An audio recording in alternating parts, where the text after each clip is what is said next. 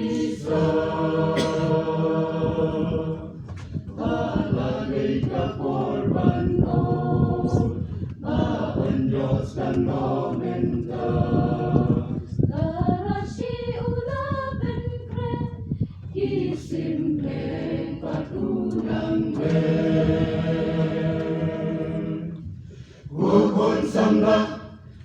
Khun Samla, yala dito pyrkhat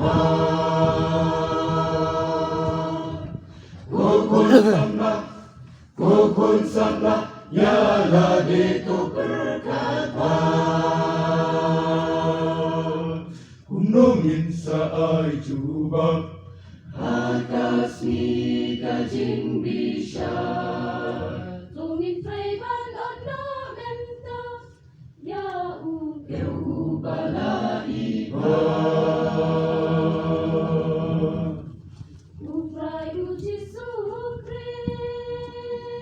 Uji Sukris Beyong Bet ubah kelak Apostol Kristen Kide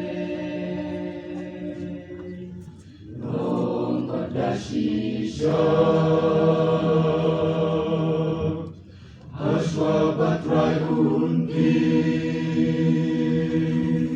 Shalom Bet Shaket Ne Ya Barosen Manjong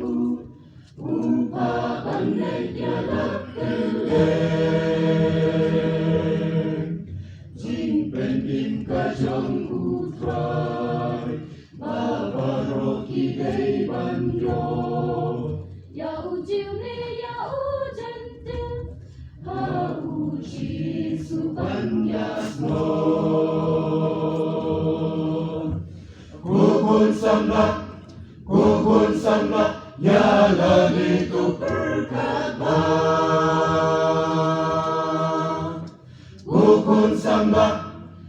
Khun Samla, yala dito pyrkhat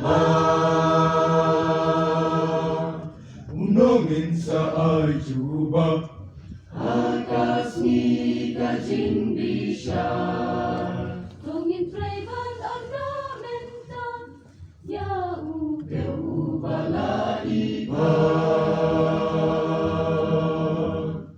Agni Khun Samla Khun Samla ngap kakin bayay sawa Gagam jing penim utray Hani kadawa Kapor kalanang din Tunyen bat nimlek penna Syabakut pertai baro Gito kita kubur baba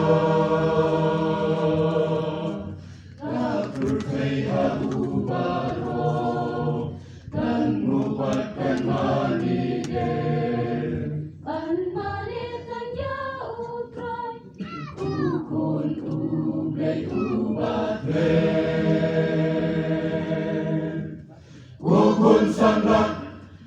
Khun Samla, yala dito pyrkhat Khun Samla,